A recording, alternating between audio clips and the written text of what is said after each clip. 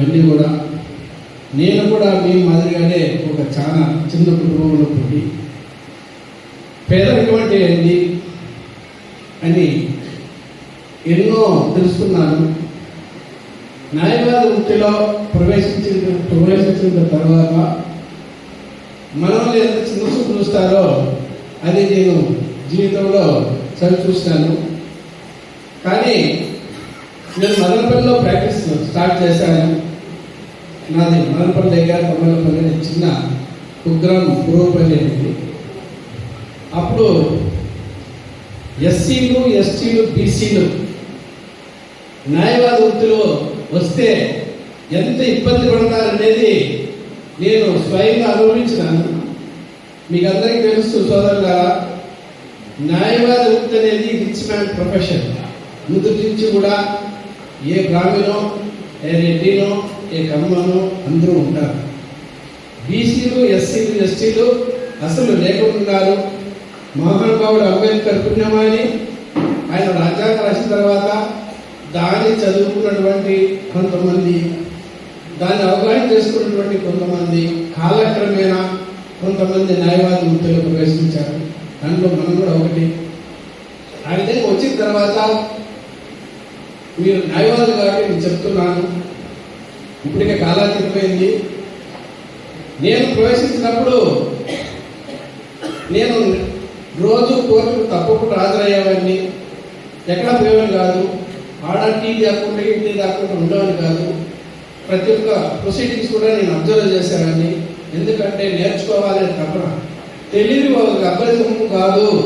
మనం కూడా అంబేద్కర్ లాంటి కావాలా, మహాత్మా పూలే లాంటి వాళ్ళు కావాలా అనేటువంటి తపన మనలో ఉండాలా. ఎందుకంటే ఇప్పుడు మనం ముగ్గురు మహాత్మాలకు చూపించుకొని మనం పూజిస్తున్నాం. అంబేద్కర్ పూజిస్తాం కానీ మనలో అంబేద్కర్ కావాలని మనం ఎందుకు అనుకోకూడదు నేను అంటున్నా. పూలేని పూజిస్తాం కానీ మీరు పూలే ఎందుకు కాకూడదని నేను ప్రశ్నిస్తున్నాను. అందుకనే మనలో కూడా ఒక చైతన్యం అనేది రావాలా. ఆ రోజు నేను న్యాయవాద వృత్తిని ప్రవేశించినప్పుడు ఈ పిల్లోడు చాలా సిన్సియర్గా కొట్టుకొస్తాడని ఒక ప్రముఖమైన న్యాయవాది, అక్కర్ కులానికి సంబంధించిన న్యాయవాది ఒక ఆయన నువ్వు చాలా బాగా వస్తావు, కానీ ఇక్కడ మదనపల్లిలో పెద్ద పెద్ద అడ్వకేట్స్ ఉన్నారు, పేరు మోసిన అడ్వకేట్స్ ఉన్నారు, నువ్వు వీళ్ళలో రావాలంటే కష్టము. మీ ఊర్లో నేటివ్ ప్లేస్లో ఒక మున్సిపల్ మ్యాజిస్ట్రేట్ కోర్టు ఉంది, ఆ కోర్టుకి నువ్వు ప్రాక్టీస్ స్టార్ట్ చేయి. నువ్వు స్టార్ట్ చేస్తే నా దగ్గర కేసు కూడా నీకు పంపిస్తాను, హెల్ప్ చేస్తాను అన్నాను. మీ దయకు దాక్షిణ్యాలకు చాలా సంతోషం సార్. కానీ when it is possible to you, why it is impossible to me అని నేను అన్నాను ఆయన. నీకు పెద్ద అడ్వకేట్ అయ్యేదానికి పాసిబిలిటీ ఉన్నప్పుడు నేను ఎందుకు పెద్ద అడ్వకేట్ కాకూడదు అని. అప్పటి నుంచి బిగినైంది నా యొక్క వేట. మనం చేసుకోవాల్సిన న్యాయవాద వృత్తిలో ఒకటే, మొట్టమొదటిగా మీలో ఉన్నటువంటి నిరుత్సాహం చంపుకోండి. నిరుత్సాహం అనేది ఎప్పుడు కానీ బద్ధ శత్రువు, నిన్ను నాశనం చేస్తుంది. Positive thinking. నేను కూడా ఎప్పటికైనా పైకి వస్తాను, నాకు కూడా అడ్డు లేదు, ఆకాశానికి నిచ్చినేసుకొని పోతాను అనేటటువంటి ఒక ఉద్దేశంతో, ఒక పట్టుదలతో ముందెళ్ళి ఇప్పుడే ఒక మాట చెప్పినాడు నారాయణప్ప గారు. ఈ పాంప్లెట్ తీసుకొని హైకోర్టుకి వెళ్ళిందంట మన సోదరి అమ్మాయి పంచాయతీ మహేశ్వర్ గారు. పోతే అక్కడ న్యాయవాదులు వాళ్ళంతా కూడా ఈ పాంప్లెట్ ఇక్కడ పంచకూడదన్నారు. దీంట్లో ఏమి లేదు, ఏమన్నా నష్టం రాసినారా దీంట్లో, ఏమైనా ఉందా దీంట్లో?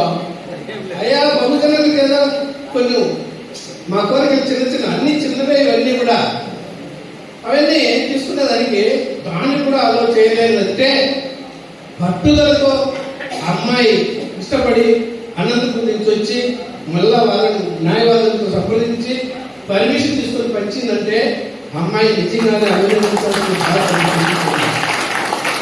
ఆ విధంగా ఉండాల.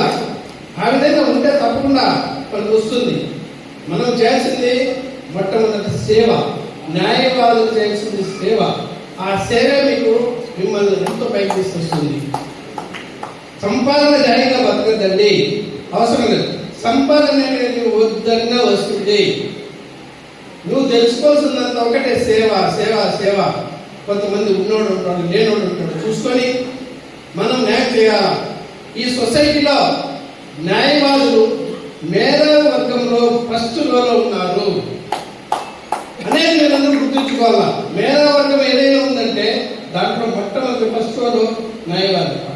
సోదరులారా, ఈరోజు మనం చూస్తున్నాం సొసైటీ, మన అంబేద్కర్ కలిగినటువంటి రాజ్యాంగం పక్కన తోసేశారు. ఈరోజంతా గుండాయిజం, రౌడీజం అంతా రాజ్యం ఎంత ఉంది. ఈ విధంగా ఉన్నటువంటి ఈ సామ్రాజ్యంలో అన్ని వ్యవస్థలు సర్వనాశనం అయిపోయాయి. అన్ని వ్యవస్థలు చూడండి. అవునా కాదా? అవునా కాదా? మీరు జైబీం అంటేనే నాకు పలకడం లేదు. గట్టికి జైబీం అంటే జైబీం అంటే మరి అంత మహానుభావుని స్మరించుకోవడం నేను ఫస్ట్ చూస్తున్నా. వీళ్ళేమో జైబీం ఉంటారు, మీరు ఎవరు అనడం ఎలాగా? ఆయన ఎంతో గొప్పడైనా, ఆయన వల్ల మనం ఎంత బాధపడినాం, మనం ఎంతో మనం ఉన్నత స్థాయికి ఈరోజు నిపుణులు మాట్లాడుతున్నామంటే, ఈరోజు గురుకులు కావచ్చు, నేను కావచ్చు, జడ్జిలు అయినామంటే ఆయన కుటుంబం. అలాగా మనం అందరం ఉంటున్నాం. వీళ్ళందరూ కూడా నాకు అంబేద్కర్నే కనిపిస్తున్నారు, పూలేలే కనిపిస్తున్నారు. మరి ఎందుకు మీరు నిరుత్సాహపడతారు? నిరుత్సాహపడాల్సిన లేదు, మన కాలం వస్తుంది. ఈరోజు రెవెన్యూ వ్యవస్థ తీసుకో, పోలీస్ వ్యవస్థ తీసుకో, అన్నీ కూడా సర్వనాశనం అయిపోయినాయి. అంతో ఇంతో కొద్దిగా ఎక్కడన్నా అక్కడ కొట్టి పుట్టాడాలి న్యాయం అంటే ఎక్కడుంది? అది న్యాయ వ్యవస్థలో ఉంది. దాన్ని మనం ప్రాణం పోయాలా? ఇప్పుడు ఇంకా దాన్ని కూడా ప్రాణం పోయాలా? దాన్ని కూడా చేస్తున్నారు ఈ మధ్య. ఎక్కడెక్కడ మనకు గండి కొట్టల్లో అక్కడ గండి కొడుతున్నారు. కులాలు మతాలు పెరగడం మనం విడదీసేశారు. 86% ఉన్నటువంటి జనాభాకు రాజ్యాధికారం లేదు, 15% ఉన్నటువంటి జనాభాకు రాజ్యాధికారం వచ్చింది. రాజ్యాధికారం లేకుండా, మంచి మంచి ప్రామినెంట్ పోస్టులో మన వాళ్ళు లేకుండా, మన వాళ్ళని వినకుండా మనం ఎంత చేసినా కూడా వేస్ట్. సోదరుల, ఈరోజు చూస్తున్నాం మ్యాజిస్ట్రేట్ పోస్ట్. మనం జుడిషియరీ కాబట్టి మనకు జరుగుతున్న అన్యాయం గురించి మాట్లాడాలి. ఒక ఎస్సీ ఎస్టీ బీసీకి మహానుభావుడైన రిజర్వేషన్ ఇచ్చాడు కాబట్టి, వాళ్ళని తప్పకుండా ఎలక్ట్ చేయడు కాబట్టి వాళ్ళకి ఎగ్జామ్ పెడతారు. ప్రిలిమినరీ ఎగ్జామ్, దాంట్లో స్క్రూటినీ అయిపోతుంది. మళ్ళీ మెయిన్ ఎగ్జామ్, దాంట్లో స్క్రూటినీ అయిపోతుంది. మళ్ళీ ఓవర్ ఇంటర్వ్యూ, దాంట్లో స్క్రూటినీ అయిపోతుంది.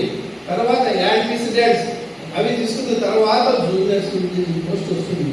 అంటే ఒక జూనియర్ సివిల్ జడ్జి పోస్ట్ రావాలంటే ఒక ఎస్సీ ఎస్టీ బీసీ ఎంత కష్టపడాలా, ఎంత స్క్రూటినీకి లోన్ కావాలా అనేది మనం ఈరోజు చూస్తాం.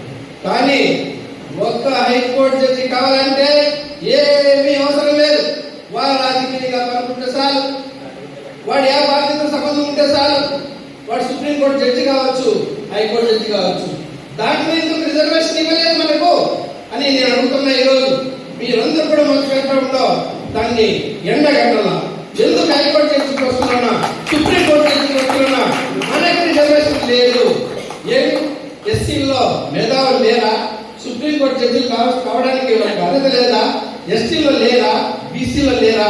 ఇవన్నీ కూడా మనం అడగకపోతే అమ్మాయిలు పెట్టాలంటారు కాబట్టి పెద్దలు, మనం అడగనంత కాలము మనం ఇలాంటి అన్యాయానికి లోన్ కావాల్సి వస్తుంది. సోదరులారా, నేను చెప్తున్నా, నేను 2016లో రిటైర్డ్ అయినాను. రిటైర్డ్ అయిన తర్వాత నాకు ఒక పార్టీ నుంచి మా పార్టీకి రండి అని వచ్చింది. ఎందుకంటే నేను లీగల్ సర్వీస్లో ఉన్నప్పుడు చాలా వరకు సర్వీస్ చేశాను. దానికి చాలా పెద్ద నా దగ్గర అన్నీ కూడా ఎవిడెన్స్లు ఉన్నాయి. అంతా పేదల కోసమే తిరిగాను. అలా వరంగల్ అయితేనేమి, హైదరాబాద్ అయితేనేమి నాకు అవకాశం ఇచ్చిన ప్రభుత్వం తెప్పించాడు. బాగా పేదలకు సేవ చేసే అవకాశం వచ్చింది. ఎక్కడ అన్యాయం జరిగిన అక్కడ ప్రత్యక్షం అయిపోయేవాళ్ళను. జైలు పోతే చూస్తే అంతా బీసీలు ఎస్సీలు ఎస్టీలే. జైల్లో శిక్షలు లేదు, బీసీలు ఎస్సీలు ఎస్టీలకే. మనం చూస్తాం లేదు రాజకీయంలో, వాళ్ళ రాజకీయాలు ఎక్కించేది వాడే బీసీలు ఎస్సీ ఎస్టీలే. వాళ్ళ పల్లెకి మోసేది వాడే, చెప్పులు కుట్టేది వాడే, కటింగ్ చేసేది వాడే, బట్టలు కుట్టేది వాడే. అన్నీ ఎస్సీ బీసీలే, కానీ రాజ్యాంగం మాత్రం దానికి మాత్రం పనికిరాడు అక్కడ పడేసి. ఈ విధంగా మనం తెలుసుకున్నంత కాలం మనం అన్యాయానికి గురవుతూనే ఉంటాం. ఈ విధంగా ఉన్నటువంటి నాకు 2016లో ఒక పార్టీ నుంచి నాకు సార్ మీరు రావాలని అంటే నాకు రాజకీయాలకు నాకు చాలా దూరం. ఎందుకంటే ఈ రోజు రాజకీయంలో వాళ్ళంటే ఆర్థికంగా బాగుండాలా, అందరికి తాపించాలా, తినిపించాలా, ఇవన్నీ కూడా జడ్జిగా మనమే చేస్తాము, ఇవన్నీ వద్దనుకున్నాను. కానీ వాళ్ళు మీరు వస్తే ఇంకా మీరు బాగా చేయొచ్చు అని పదే పదే పంపించడం వల్ల నేను అప్పుడు అనుకున్నాను రాజకీయంలో పోతే ఇంకా బాగా చేయొచ్చునేమో అనుకున్నాను. ఆ రోజు పోయాను రాజకీయంలోకి. నేను వైఎస్ఆర్ పార్టీలో నాకు ఇచ్చిన పదవి ఏమో తెలుసు, ఆ రోజు రాష్ట్ర ప్రధాన కార్యదర్శి. ఆ రోజు నాకు చెప్పారు ప్రజలంతా, బా నీకు రాష్ట్ర ప్రధాన కార్యదర్శి ఇచ్చారు సార్, ఎంత ఇది సార్ అట్లా ఇట్లానే. నేను కూడా అనుకున్నాను బా ఇంత గౌరవం ఇచ్చినారు రాను, సరే అనుకున్నాను. తర్వాత మేనిఫెస్టో కమిటీ మెంబర్గా ఇచ్చారు, బీసీ అధ్యయన కమిటీ మెంబర్గా ఇచ్చారు. బీసీ కోసం రాష్ట్రపతిలో సమస్యలు ఎందుకు తెలుసుకున్నాను, రాసి పెట్టుకున్నాను. నాకు మేనిఫెస్టో కమిటీలో నేను మెంబర్గా ఇచ్చాను వైఎస్ఆర్ పార్టీలో. మేనిఫెస్టో కమిటీలో ఉన్నప్పుడు మీరు చెప్పండి మీరు ఉద్దేశం ఉన్నారు. ఆ రోజు నేను అడిగింది ఒకటి అడిగినా, న్యాయవాద వృత్తి అనేది చాలా పవిత్రమైంది. బీసీలు ఎస్సీలు ఎస్టీలు న్యాయవాద వృత్తిలో రాణించలేకపోతున్నారు. కారణం ఏంటంటే ముఖ్యంగా ఆర్థికమైనటువంటి సమస్య. అది నేనే ఎదుర్కొన్నాను కాబట్టి నాకు తెలుసు. కాబట్టి వీళ్ళు పైకి రాకపోతే, ఈ న్యాయవాద వృత్తిలో నుంచి బీసీలు ఎస్సీలు పైకి రాకపోతే వాళ్ళ నుంచి జడ్జిలు కాలేరు, పబ్లిక్ ప్రాసిక్యూటర్లు కాలేరు, వాళ్ళు చట్టాలు చేయలేరు. ఈ విధంగా ఉంటుంది. కాబట్టి వాళ్ళకు మనం చేయాల్సిన అవసరం ఎంతో ఉంది. ఈ విధంగా మనం వాళ్ళకి చేతులిస్తే ఆ లాయర్లవి మన పార్టీకి కూడా బాగా చేస్తారు అనేటువంటిది వాళ్ళ మైండ్లో ఎక్కించి ఆ రోజు ఒకటే అనుకుంటాం, ప్రతి ఒక్క బీసీ ఎస్సీ ఎస్టీ న్యాయవాది ఎవరైతే ఈ ప్రొఫెషన్లోకి ప్రవేశిస్తారో వాళ్ళకి ఇనిషియల్ స్టేజ్లో 3 సంవత్సరాల పాటు 10,000 రూపాయల లెక్కన ప్రతి నెల వాళ్ళకి ఇచ్చి, తర్వాత వాళ్ళ లైబ్రరీ కొట్టుకోవడానికి వాళ్ళకు బుక్స్ని ఇచ్చి, అదేవిధంగా ఈ రాష్ట్ర రాజధానిలో లా అకాడమీ అనేది ఓపెన్ చేసి పీరియడ్గా ఈ బలిగిన వర్గాల వాళ్ళు లాయర్లు కాబట్టి వాళ్ళకు చట్టం గురించి ఇంకా వాళ్ళని పదులు పెట్టించి వాళ్ళలో జడ్జిలుగా తయారు చేయాలా, పబ్లిక్ ప్రాసిక్యూటర్లు తయారు చేయాలని ఆ రోజు నేను వాదిస్తే, ఆ రోజు ప్రవేశపెట్టారు, వైఎస్ఆర్ లా నేషనల్ ప్రవేశపెట్టారు. ఆ రోజు నేను ఆ కమిటీలో ఉన్నాను కాబట్టి, ఆ కమిటీలో ఈ సమస్యను గమనిస్తున్నాను కాబట్టి నా మాట గౌరవించారు. వాళ్ళకు నేను గౌరవిస్తున్నా, ఈరోజు కూడా గౌరవిస్తున్నా. కానీ కాలక్రమేణా చూసిన తర్వాత రాజకీయంలో బీసీలకు ఎస్సీలకు ఎస్టీలకు ఏదో మనకైతే ఏదైనా పదవిస్తారేమో కానీ మన వల్ల చాలా మంది అన్యమైపోతారు. కాబట్టి మనం ఏ పార్టీ కానీ మన కోసం మనం బతకూడదు, 10 మంది కోసం బతకాలని రాజకీయాలకు దూరంగా అయిపోయింది. కాబట్టి ఈరోజు నేను ఇవన్నీ అనుభవించినాను. కాబట్టి నారాయణ అయితేనేమి, మన వాళ్ళు ఎవరైతేనేమి, అడ్వకేట్స్ ఎవరైనా ఉండని, ఎవరైనా బీసీ ఎస్సీ ఎస్టీలు ఎవరైనా నాకు కనబడితే కొంచెం చురుగ్గా కనపడేవాడైతే మన దగ్గర తీసుకొని మనకి పదులు పెడుతుంది, ఇంకా పైకి రావాలి. నిరుత్సాహంగా ఆడు బీడీలు సిగరెట్లు తాకుంటాడు, టీ తాకుంటాడు, నాకెందుకులే ఏదో వస్తుంది అనే కూడా చాలా మంది ఉన్నారు. చదవలారా ఏమనుకోద్దండి. అటువంటి వాళ్ళని చూస్తే నేను కూడా ఇది పనికిరాడు వేస్తాను అని చెప్పి వాళ్ళని కూడా దూరంగా ఉంటుంది. అందుకనే ఈరోజు చెప్తున్నాను, నారాయణ గారికి ఎందుకు చెప్పానంటే, ఆ అమ్మాయి ఇప్పుడు మీకు ఒకటే చిన్న విషయం చెప్పాను. ఆ అమ్మాయి ఎంత చురుగ్గా ఆ చిన్న వయసులోనే హైకోర్టు పోయి వాళ్ళు వద్దన్నా కూడా ధైర్యంగా కాంప్లైంట్ పంచిందంటే అటువంటి వాళ్ళకి మనము చేయని వల్ల వద్దా ఇవాళ రాసుకోండి, అమ్మాయి విధంగా జడ్జ్ అవుతారు. ఆ విధంగా మనం చేసుకోకపోతే మనం ఎంతో సాధిస్తాం. మాట ఎంత చెప్పినా కూడా వేస్ట్. కాబట్టి మన అంబేద్కర్ గారు చెప్పినవే జరుగుతున్నాయి ఈరోజు కూడా. కానీ ఆ రోజు ఆయన చెప్పినవి మన పెద్దలు ఆ రోజు గమనించలే. మీకంతా తెలుసు కదా, అంబేద్కర్ లా మినిస్టర్గా ఉన్నాడు కదా, మనకు స్వతంత్రం వచ్చిన తర్వాత లా మినిస్టర్గా ఉన్నప్పుడు ఆయన హిందూ లా కోడ్ బిల్ పెట్టాడు కదా, తెలుసు కదా సోదరులారా. ఏమని కోడ్ పెట్టాడు ఆ రోజు? మహిళలకు కూడా ఆస్తిలో సమానమైన హక్కు ఇవ్వాలని. కానీ మనువాద సిద్ధాంతస్తులు ఆ రోజు అంబేద్కర్ చెప్పకుండా ఇతను అందరికి ఆడవాళ్ళు ఎవరైనా ఇస్తారా సమానమైన హక్కు? వాళ్ళు వంట బాగా చేయాలా, బాగా వడ్డించాలా, భర్త సాటి కాలు కుట్టుకోవాలా, కాలు కడగాల, కాలు వత్తాలా, ఇవే కానీ ఆడపిల్లలకి వాళ్ళకి ఆస్తులకే అని చెప్పి ఆ రోజు అందరూ ఆయన తిప్పటి బాగా చేశారు. కాలక్రమేణా ఏమైంది? చదువుకున్న అక్షరాస్యత ఎక్కువ ఎక్కున్నారు లేడీస్లో, వాళ్ళల్లో చైతన్యం వచ్చింది. మీరు మమ్మల్ని వాడుకుంటున్నారు, మా వాటిని వాడుకుంటున్నారు, కొడకల్లారా మీకు శాసనముడు అనేటువంటి పరిస్థితి ఏర్పడినప్పుడు అప్పుడు వీళ్ళకు ఏమన్నా ఇటువంటి బాగుంటుంది. 1985లో ఎన్టీ రామారావు గారు వచ్చినప్పుడు అమ్మాయిలకు ఆస్తిలో హక్కు సమానమైన రాష్ట్రాల్లో పెట్టాడు.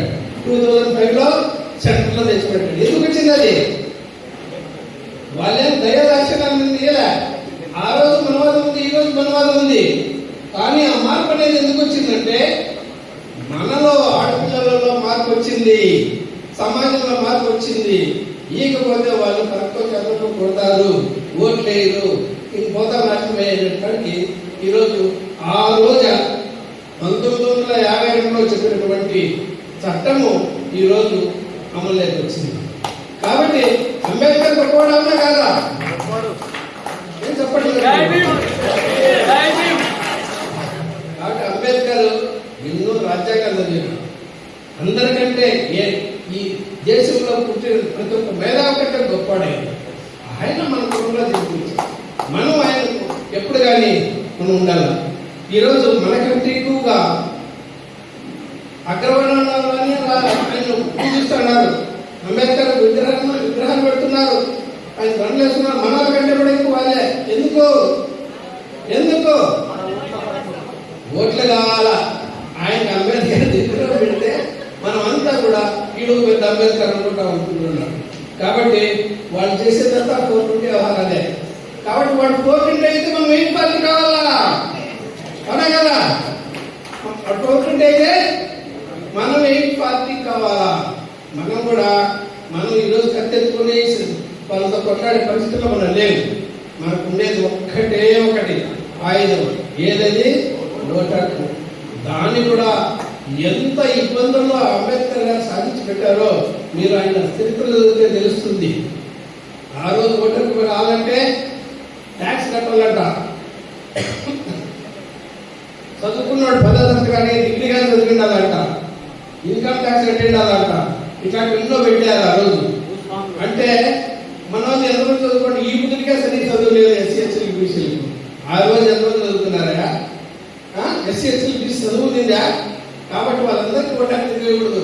మనమే ట్యాక్స్ కట్టుకోడు, బాగా చదువుకున్నాడు వీడంటే మనమే వెళ్ళిపోతున్నటువంటి దురదేశంలో దుర్మార్గులు ఆ రోజంతా ఆయన అపోజ్ చేస్తే ఆయన కష్టపడి కొట్లాడి ఆ రోజు వయోజన ఓటర్కి తెచ్చాడు.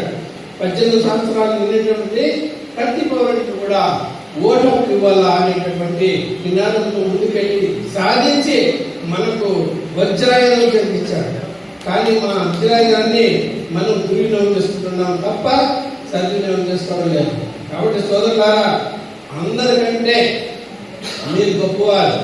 ఎందుకంటే లాభ చదువుకున్న వాళ్ళు, దేశాన్ని కాపాడాల్సిన వాళ్ళు, ప్రజలను ముందుండి నడిపించాల్సిన వాళ్ళు, ఇది ఇవన్నీ కూడా ముందు పెట్టుకొని ఇది ఒక చిన్న కార్యక్రమం అయినా కూడా రాను పెద్ద కార్యక్రమం అయింది. జనాలు మన ఆరణ పడుకుని కంటే ఎక్కువ మంది వచ్చారు, ఓపిక అయినారు. వకీళ్ళు ఇంత ఓపిక అయినారు అనుకోవాలని కూడా అంతా వెళ్ళిపోతారు గ్యారెంటీగా.